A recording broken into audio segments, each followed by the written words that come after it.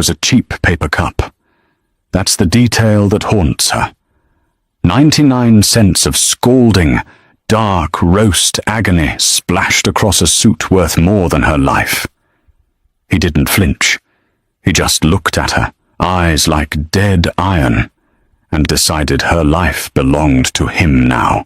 The espresso machine at Daily Grind had a high-pitched scream that vibrated right behind Tessa's eyes. It was 6:15 on a miserable, sleet-soaked Tuesday in Chicago. Tessa's shift had started at 4.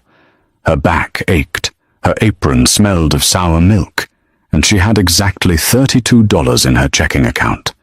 She wiped a damp rag across the counter, her mind numb, calculating which utility she could let lapse this month. The heat was non-negotiable. The internet might have to go. The bell above the glass door chimed. Normally it was the morning rush of hollow-eyed commuters. This time the atmosphere in the shop shifted. It didn't happen with dramatic music or a sudden gasp. It was a primal, quiet thing. The 3 men waiting for their lattes stepped back, pressing themselves against the brick wall. The chatter died. The air got heavy, thick with the kind of tension that makes animals freeze in tall grass. Tessa didn't look up immediately. She was wrestling with a faulty lid on a large Americano. "Name for the order?"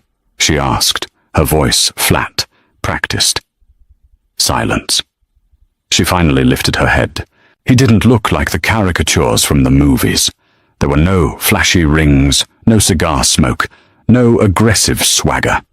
The man standing on the other side of the counter possessed a quiet, terrifying stillness. He was tall, his broad shoulders cutting a severe silhouette in a charcoal wool suit that fit with surgical precision. His face was sharp, hard angles and hollowed cheeks, shadowed by exhaustion. But it was his eyes that made Tessa's breath catch. They were the color of wet pavement, devoid of warmth, moving over the cafe with a clinical, detached calculation. 2 men stood a pace behind him, bulk hidden beneath expensive coats, hands resting loosely at their waists. "Just black," the man said. His voice was a low rumble. It barely carried over the hum of the refrigerators, but it commanded the room completely. Tessa swallowed hard. "Right, 1 large black drip." She turned. Her hands were suddenly slick with sweat. She grabbed a paper cup, slamming it under the dispenser. Her pulse hammered in her throat. She didn't know who this man was. Chicago was a city built on unspoken boundaries, and this man owned whatever side of the line he stood on. Just pour the coffee. Hand it over. Look away. The liquid filled to the brim. Black. Boiling. Tessa snapped a plastic lid on top. She pivoted on her worn-out sneakers, aiming for the pickup counter. "Hey, watch it!" Kevin, the new barista, bolted out from the back room, carrying a crate of milk jugs. He wasn't looking. His shoulder caught Tessa's elbow. Physics is a cruel, unforgiving thing. Tessa felt the cardboard cup buckle in her grip. The lid popped. The boiling black liquid launched through the air in a heavy, dark arc. Time seemed to fracture. Tessa watched the coffee hit the man's chest. It soaked instantly into the bespoke charcoal wool, a dark, spreading stain over his heart. Steam rose from his lapel. A collective, sharp intake of breath echoed through the shop. The 2 men behind him moved. It was a blur of motion. Hands went to their coats. Tessa froze. Her heart stopped beating. The empty paper cup slipped from her fingers and hit the linoleum with a pathetic tap. The man in the ruined suit didn't shout. He didn't curse. He simply raised 1 long, gloved finger. The 2 bodyguards stopped dead. They backed away, their eyes locked on Tessa like she was already a corpse. The man looked down at his chest. He watched the steam curl into the cold air. Then, slowly, he raised his gaze to meet hers. Tessa's voice was a dry croak. She scrambled for a napkin, her hands shaking violently. I am so sorry. Oh my God, I'm sorry. She reached out, instinctively moving to dab the boiling stain. His hand shot out. His grip locked around her wrist. It wasn't tight enough to break bone, but it was absolute. It felt like being clamped in a vice of cold steel. Tessa gasped, staring into those dead, wet pavement eyes. Up close, she could see the faint scar cutting through his left eyebrow. He smelled of rain, expensive leather, and something metallic. "Don't touch me," he said softly. He released her wrist. Tessa stumbled back, hitting the counter. The man reached into his breast pocket, retrieving a pristine white handkerchief. He patted the ruined wool, a futile gesture. He didn't look angry. He looked profoundly, dangerously inconvenienced. He glanced down at her apron. "Tessa." He read her name tag. The way he said her name made her stomach plummet. It sounded like a verdict. Without another word, he turned. The patrons parted for him like Moses splitting the sea. His men followed, the door chiming innocently as they stepped back out into the freezing sleet. 10 minutes later, the manager came out of the back office, pale and sweating. He looked at Tessa, pointing a trembling finger at the door. "Leave your apron. Don't ever come back here." Tessa didn't argue. She knew how the world worked. She walked out into the rain, shivering, knowing the $32 in her account wasn't going to save her now. The panic didn't set in right away. It simmered beneath Tessa's skin, a low-grade fever of dread that lasted for 3 agonizing days. She stayed locked in her studio apartment, jumping at every creak of the floorboards, every siren on the street. She researched dry cleaning costs for bespoke Italian suits. She stared at the ceiling, wondering if she was going to get a bill, a lawsuit, or a visit from men with heavy knuckles. By Thursday night, the hunger was winning over the fear. She was boiling a pot of tap water for instant ramen when the knock came. 3 sharp, measured raps on the hollow wood of her door. Tessa froze. The water on the hot plate began to hiss and bubble. Knock, knock, knock. No one knocked like that in this building. Her landlord pounded. Her neighbors kicked. She walked to the door on numb legs. She peered through the scratched peephole. A broad chest in a dark overcoat filled the fishbowl lens. "Miss Riley," a voice called out. Muffled, deep, polite. "Mr. Rossi requests your company for dinner." Rossi. The name dropped like an anvil in her stomach. Damien Rossi. The name had come up in her frantic, terrified internet searches. Real estate magnate on paper. A ghost in the underworld. A man who owned half the ports on the East Coast and had a reputation for making problems disappear into concrete. Tessa didn't have a weapon. She didn't have a fire escape. She turned the deadbolt. The man in the hallway was one of the bodyguards from the cafe. He didn't look at her cramped, dismal apartment. He just gestured toward the stairwell. "Downstairs. The car is running." "And if I say no?" Tessa asked, her voice trembling despite her best efforts to sound cynical. The man offered a thin, humorless smile. "I don't know, Miss Riley. No one has ever asked me that." 5 minutes later, Tessa was sitting in the back of a black town car. The leather seats smelled rich and new. The silence in the cabin was oppressive. She wore her only clean pair of jeans and a faded grey sweater, feeling entirely exposed as the city blurred past the tinted windows. They didn't take her to a warehouse or an abandoned dock. The car pulled up to the curb of Laura, a Michelin-starred restaurant downtown. The street was empty. The "closed for private event" sign hung in the window. The bodyguard opened her door. Tessa stepped out into the biting wind, wrapping her arms around herself. Inside, the restaurant was dim, illuminated only by candlelight and the warm glow of the bar. It was completely empty, save for one table in the center of the room. Damien Rossi sat there. He was wearing a different suit, midnight blue this time. A half-empty glass of red wine sat near his right hand. A pristine white plate held a perfectly cooked steak, which he was cutting with methodical, precise movements. He didn't look up as Tessa was escorted to the table. The bodyguard pulled out a chair opposite him. Tessa sat down. The chair felt like a witness stand. Damien chewed, swallowed, and wiped his mouth with a linen napkin. He finally raised his eyes to hers. "Are you hungry?" he asked. Tessa stared at him. The sheer absurdity of the question grated against her exhausted nerves. "Am I hungry? You send goons to my apartment in the middle of the night, drag me to a closed restaurant, and you want to know if I want an appetizer?" Damien's expression didn't change. "It's 8 o'clock, Tessa. It's hardly the middle of the night. And my men are professionals, not goons." He gestured to the waiter standing invisibly in the shadows. "Bring her the sea bass." "I don't want your fish," Tessa snapped, leaning forward. Her fear was morphing into a defensive, brittle anger. "Look, Mr. Rossi, I know who you are. I know what I did. I'm broke. I lost my job because of you. If you want to kill me over a vicuña wool suit, do it. But don't make me sit through a fancy dinner first. I'm too tired for games." Damien studied her. The silence stretched. The waiter quietly set a plate of steaming fish in front of her, poured a glass of water, and vanished.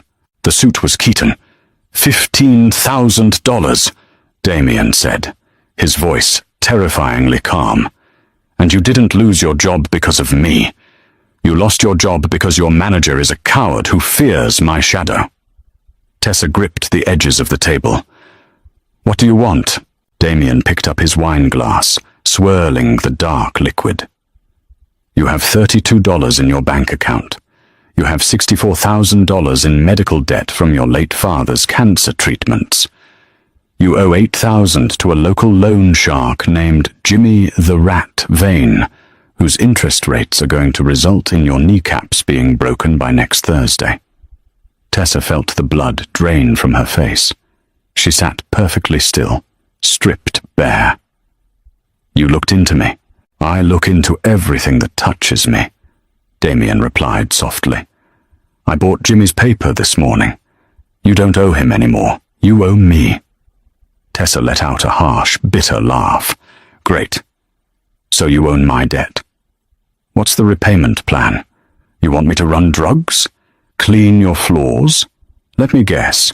You need a new coffee girl." Damien set his glass down. The clink of crystal against the table was sharp. "I am currently restructuring my organization's holdings," Damien said, his tone shifting into pure business. "The federal government is looking very closely at my portfolio. My advisors have suggested that my public profile requires softening, a stabilizing element." Tessa blinked, her cynical brain trying to catch up to the conversation. "Softening. A wife," Damien said. The word hung in the air, heavy and absurd. "A wife," Tessa repeated, deadpan. "Yes. You want a wife. I need a civilian," Damien corrected, his eyes locking onto hers. "Someone with no ties to my world, no criminal record, a clean, tragic, thoroughly ordinary background. Someone the press can paint as a heartwarming rescue, and the feds will dismiss as a harmless distraction." Tessa stared at him, waiting for the punchline. But Damien Rossi didn't joke. His face was carved from granite. "You want to marry me?" Tessa pointed to her chest. "Because I spilled coffee on you." "The coffee was an introduction," Damien said smoothly. "Your file made you the candidate. You are desperate. You have no family to ask questions. You are entirely alone, Tessa, which makes you perfect." Tessa pushed her chair back, the legs scraping loudly against the hardwood floor. "You're insane. This is insane. I'm leaving."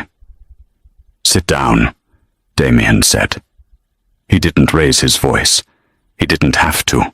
The command hit her like a physical weight. Tessa froze, half standing, her chest heaving. "You walk out that door," Damien said, picking up his knife and fork again, "and the debt reverts to Jimmy. I'll make a phone call. He'll be at your apartment by midnight. Your landlord will evict you tomorrow. You will be on the street, hunted and broken within a week." He sliced a piece of steak, his eyes never leaving his plate. "Or you sit down. You eat the sea base. Tomorrow you sign a contract. Your debts disappear. Your bank account receives a monthly stipend that will make you very comfortable. You will live in my home, attend public events on my arm, and ask no questions about my business. In 3 years, we divorce quietly. You walk away a very wealthy woman." Tessa stood there, her hands shaking. The cruelty of the trap was breathtaking. It wasn't a choice. It was an ultimatum, wrapped in a tailored suit. She looked at the door. She looked at the dark, rainy street beyond the glass. Then, she looked at the man who had just bought her life for the price of a ruined jacket.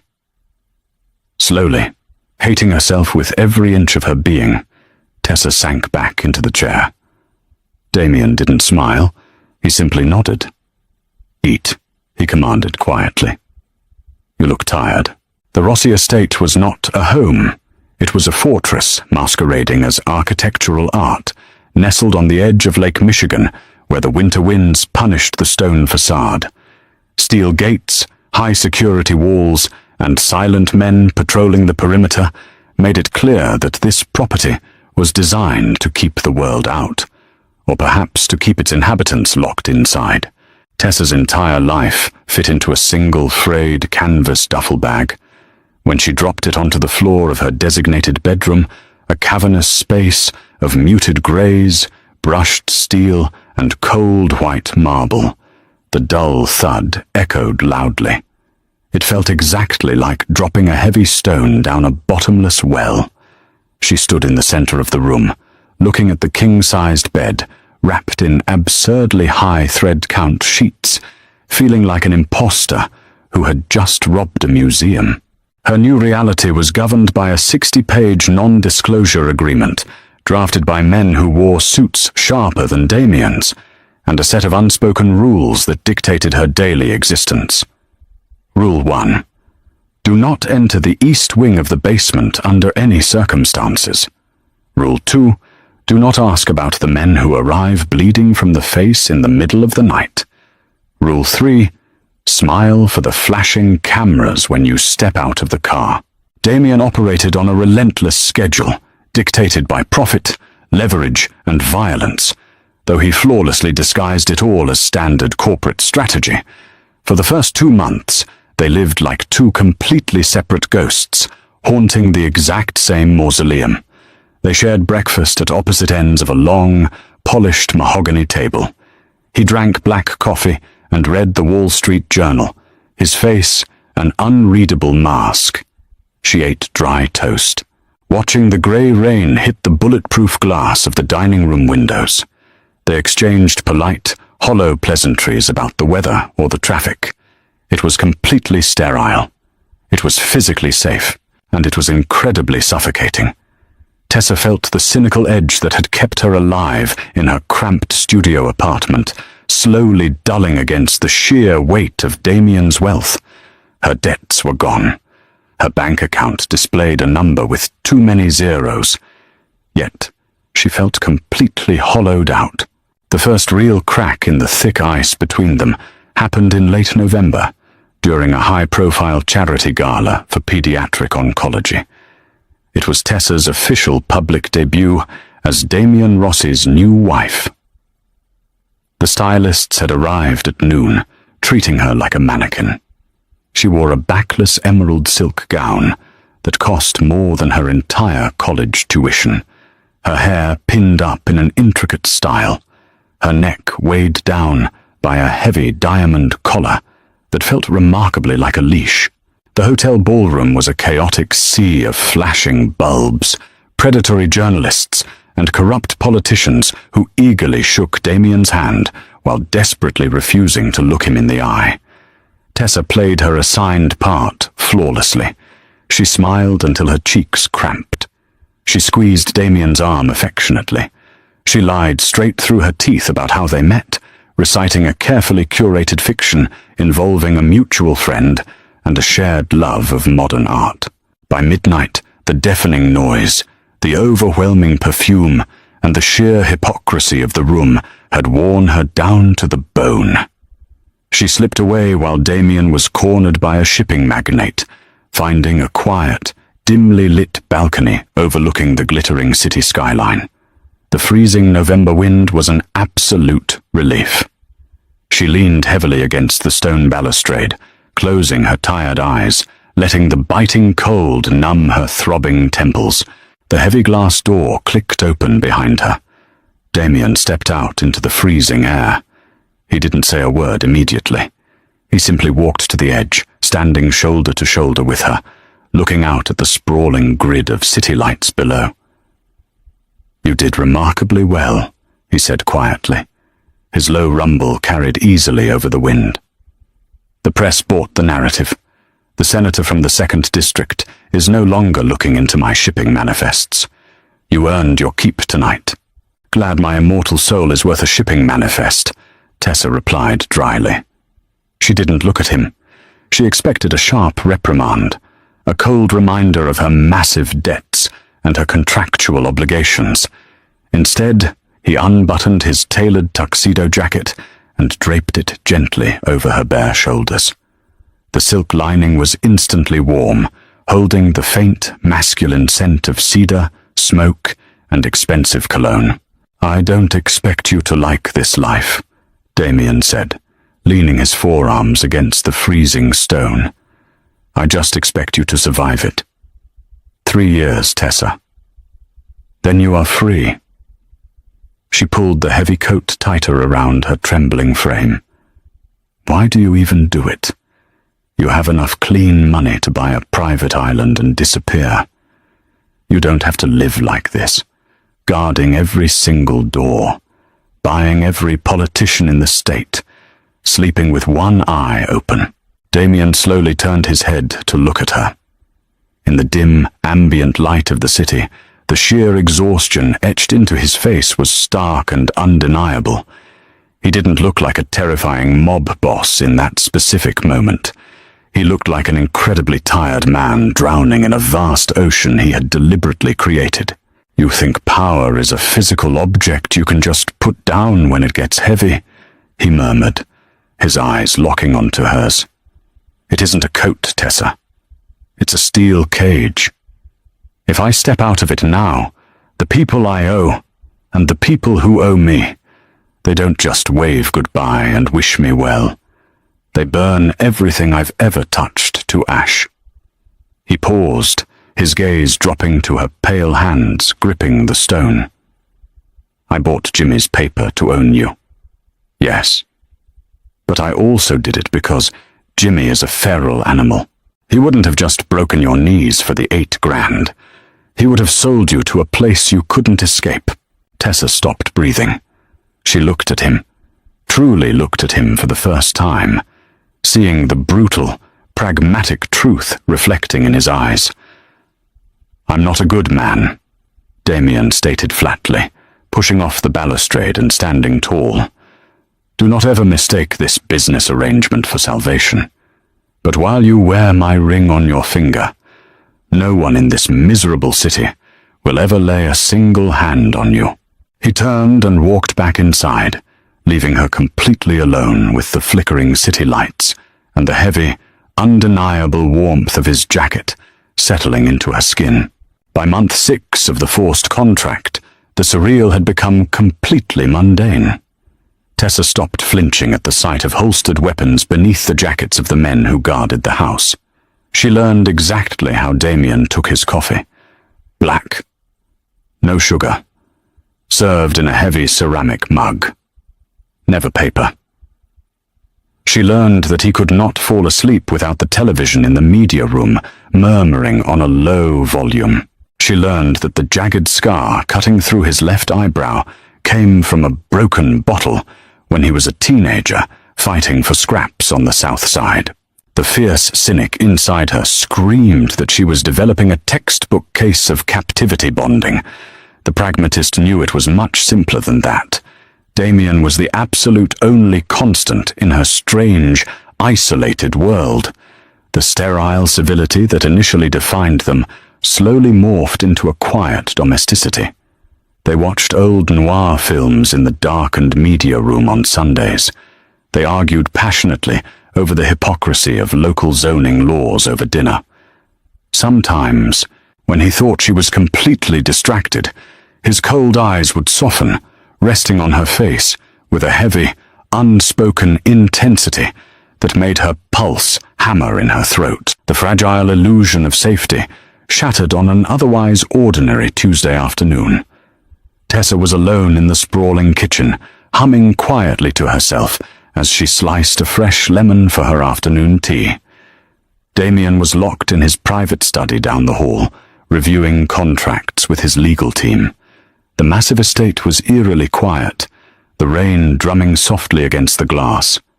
It was precisely 3:15. The sound was sharp, sudden, and completely foreign to the heavily fortified house. A loud, concussive thump, followed immediately by the sickening crash of shattering heavy glass near the side entrance. Tessa froze instantly, the sharp paring knife slipping from the rind and slicing deeply into the pad of her left thumb. "Damien," she called out cautiously, taking a single step out of the kitchen toward the main hallway. A man walked into the corridor. He was not one of the familiar security guards. He wore a faded, heavy, wet utility jacket, his face entirely obscured by a dark medical mask and a lowered dark baseball cap. In his right hand, he held a sleek, black pistol equipped with a heavy steel suppressor. Tessa didn't scream. The cynical, hardened survival instinct that had kept her alive during her darkest days in the slums immediately kicked in. She dropped the bleeding lemon and bolted backward, diving desperately behind the massive granite island in the center of the kitchen, just as a soft sound echoed through the room. A bullet violently splintered the wooden doorframe exactly where her head had been a fraction of a second prior. Her pulse roared in her ears like a freight train. She scrambled frantically on her hands and knees toward the darkened pantry, her mind racing through horrific calculations. The exterior guards were either dead or compromised. The silent panic alarm was located on the opposite wall, 50 feet away. Heavy boots crunched on the shattered glass in the hallway, moving with slow, methodical purpose. The intruder was stepping into the kitchen. "Come out, sweetheart," a gravelly, mocking voice echoed off the tile walls. "We do not want you. We just want to leave a very messy message for the boss." Tessa held her breath until her lungs burned, pressing her back flat against the cool metal of the industrial refrigerator. She looked around desperately for anything resembling a weapon. There was nothing but expensive copper pots and a remarkably heavy cast-iron skillet resting on the stove. She grabbed the handle of the skillet, her bleeding thumb leaving a crimson smear across the black iron. Then, the very air in the room suddenly changed. It was the exact same dramatic drop in barometric pressure she had felt the very first day Damien walked into the coffee shop. A primal, suffocating tension. "You have exactly 3 seconds to explain to me how you managed to get past my front gate," Damien said. His deep voice rang out. It was completely devoid of anger. It was purely, terrifyingly hollow, like a voice echoing from an empty tomb. Tessa peeked around the sharp corner of the granite island, her knuckles white around the skillet. Damien stood squarely in the kitchen doorway. He was not holding a gun. He looked entirely unarmed, dressed casually in a grey cashmere sweater and dark slacks. The masked intruder whipped around, raising his suppressed weapon toward Damien. Before the man could even twitch his finger against the trigger, a dark shadow detached itself from the gloom of the hallway. It was Brooks, the towering chief of security. A heavy weapon coughed twice in rapid succession. The intruder dropped to the floor like a marionette with cut strings, a dark pool of blood spreading instantly across the pristine, white Italian tiles. Tessa clamped a shaking hand over her mouth to stifle a terrified sob. Her entire body shook violently. The sharp, metallic smell of copper blood and burnt cordite filled the expensive kitchen. Damien did not even look down at the dead man bleeding out on his floor. His cold eyes swept the room, frantic, wild, and completely devoid of their usual absolute rigid control. Tessa. It was a command, but his deep voice cracked. She stood up slowly from behind the island. Damien crossed the room in 3 massive strides, ignoring the pooling blood. He grabbed her shoulders, frantically scanning her face. "Are you hurt?" he demanded harshly. "No," she whispered. "I slipped." Damien exhaled a shuddering breath, his unbreakable facade shattering. He pulled her forcefully against his chest, burying his face in her hair. Tessa melted against him, realizing the devastating truth. The contract was a complete lie. She was undeniably his. The business arrangement was completely over. The real marriage had just begun. The line between a debt and a dangerous devotion is razor thin. What starts as a ruthless transaction often bleeds into an undeniable bond when the bullets start flying. If you were captivated by Tessa and Damien's explosive, slow-burn journey from a spilled coffee to a blood-soaked vow, do not forget to hit that like button. Share this story with your fellow dark romance lovers and subscribe to our channel